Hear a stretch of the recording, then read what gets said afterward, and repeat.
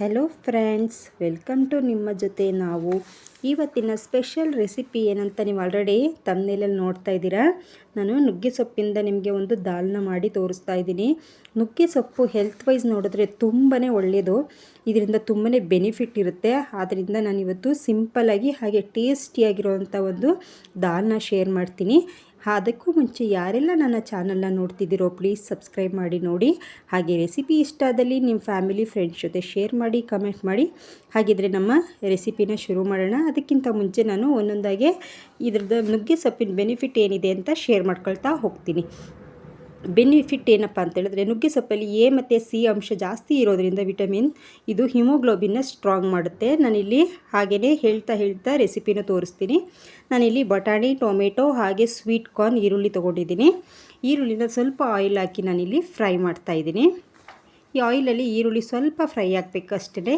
ಇದು ಫ್ರೈ ಆಗ್ತಿದ್ದಕ್ಕೇ ನಾವು ಏನೇನು ತೊಗೊಂಡಿದ್ವಿ ಆ ತರಕಾರಿಗಳನ್ನೆಲ್ಲ ಆ್ಯಡ್ ಮಾಡ್ತಾ ಹೋಗೋಣ. ನಾನಿಲ್ಲಿ ಮೊದಲಿಗೆ ಬಟಾಣಿ ಹಾಕ್ಕೊಳ್ತಾ ಇದ್ದೀನಿ. ಬಟಾಣಿ ಹಾಗೆ ಅದ್ರ ಜೊತೆಗೆ ಸ್ವೀಟ್ ಕಾರ್ನು ಸಹ ನಾನು ಇವಾಗಲೇ ಹಾಕ್ಕೊಂಡು ಫ್ರೈ ಮಾಡ್ಕೊಳ್ತೀನಿ.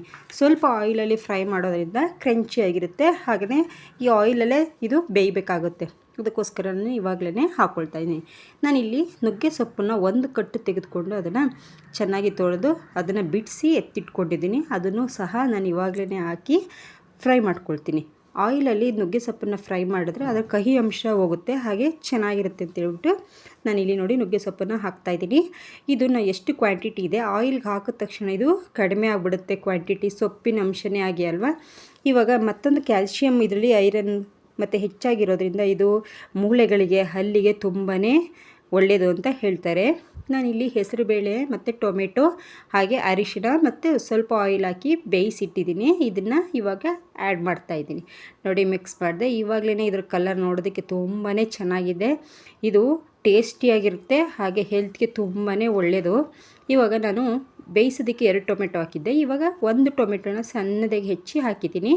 ಇಲ್ಲಿ ಟೊಮೆಟೊ ಬೇಯಿಸಿದ್ನಲ್ಲ, ಅದಕ್ಕೆ ನಾನು ಚಿಕನ್ ಮಸಾಲ ಹಾಗೆ ಚಿಲ್ಲಿ ಪೌಡರ್ನ ಹಾಕಿ ನಾನಿಲ್ಲಿ ರುಬ್ಬಿ ಇವಾಗ ಇದ್ರ ಜೊತೆಗೆ ಸೇರಿಸ್ತಾ ಇದ್ದೀನಿ. ಕಲರ್ ನೋಡಿ, ಮಾಡ್ತಾನೆ ಬಾಯಲ್ಲಿ ನೀರು ಬರ್ತಾ ಇರುತ್ತೆ. ನೀವು ಒಂದ್ಸಲ ಮಾಡಿ ನೋಡಿ. ಇದರಲ್ಲಿ ಹಿಮೋಗ್ಲೋಬಿನ್ ಜಾಸ್ತಿ ಇರುತ್ತೆ.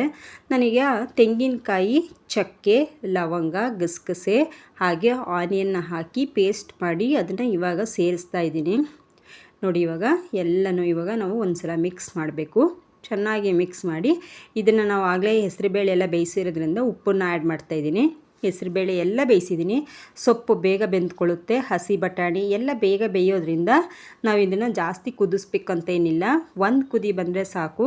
ಈಗ ನೋಡಿ ಆಲ್ರೆಡಿ ನಮ್ಮ ಡಿಶ್ ರೆಡಿಯಾಗಿಬಿಟ್ಟಿದೆ. ಮತ್ತು ಇದು ಹೊಟ್ಟೆ ನೋವಿಗೆ ಮತ್ತು ಈ ಮಲಬದ್ಧತೆ ಅಂತಾರಲ್ಲ, ಇದಕ್ಕೆಲ್ಲ ತುಂಬಾ ಒಳ್ಳೆಯದು. ಕೊಲೆಸ್ಟ್ರಾಲ್ ಕಡಿಮೆ ಮಾಡುತ್ತೆ. ಚರ್ಮ ಹಾಗೆ ಕೂದಲಿಗೆ ತುಂಬ ಒಳ್ಳೆಯದು ಅಂತ ಹೇಳ್ತಾರೆ. ಇದರಲ್ಲಿ ತುಂಬ ಕಡಿಮೆ ಕ್ಯಾಲರಿ ಇರೋದ್ರಿಂದ ಯಾರ್ಯಾರು ಡಯಟ್ ಮಾಡಬೇಕು ಅಂತ ಪ್ಲ್ಯಾನ್ ಮಾಡ್ತಿರ್ತೀರಲ್ಲ, ಅವರು ಇದನ್ನು ವಾರಕ್ಕೆ 1 ಸಲನಾದರೂ ತಿನ್ನಲೇಬೇಕು. ಮಸ್ಟ್ ಆ್ಯಂಡ್ ಶುಡ್ ಇದನ್ನು ತಿನ್ನಲೇಬೇಕು. ತುಂಬಾ ಒಳ್ಳೆಯದು. ಆದರೆ ಈ ರೆಸಿಪಿ ಅಂತೂ ನೀವು 1 ಸಲ ಮಾಡಿ ನೋಡಿ. ತುಂಬಾ ಟೇಸ್ಟಿಯಾಗಿರುತ್ತೆ. ಚಪಾತಿ, ಅನ್ನ ಮತ್ತು ನೀವು ದೋಸೆ ಎಲ್ಲದಕ್ಕೂ ಕಾಂಬಿನೇಷನ್ ಮಾಡ್ಬೋದು. ಇದು ನೀವು ಒಂದ್ಸಲ ಟ್ರೈ ಮಾಡಿ ಹೇಗೆ ಬಂತು ಅಂತ ನನಗೆ ಕಮೆಂಟ್ ಮಾಡಿ. ಇಷ್ಟ ಆದಲ್ಲಿ ಲೈಕ್ ಮಾಡಿ, ಶೇರ್ ಮಾಡಿ, ಕಮೆಂಟ್ ಮಾಡಿ. ನಿಮ್ಮ ಪ್ರೀತಿ ಸಪೋರ್ಟ್ ನಮಗೆ ಬೇಕೇ ಬೇಕು. ಇದೇ ರೀತಿಯಾದಂಥ ಹೊಸ ರೆಸಿಪಿ ಜೊತೆಗೆ ನಾನು ನಿಮ್ಮನ್ನು ಮೀಟ್ ಮಾಡ್ತೀನಿ, ಹಾಗೆ ಶೇರ್ ಮಾಡ್ತಾ ಇರ್ತೀನಿ ರೆಸಿಪಿಗಳನ್ನ. ಪ್ಲೀಸ್ ಸಪೋರ್ಟ್ ಮಾಡೋದನ್ನು ಯಾವುದೇ ಕಾರಣಕ್ಕೂ ಮರಿಬೇಡಿ.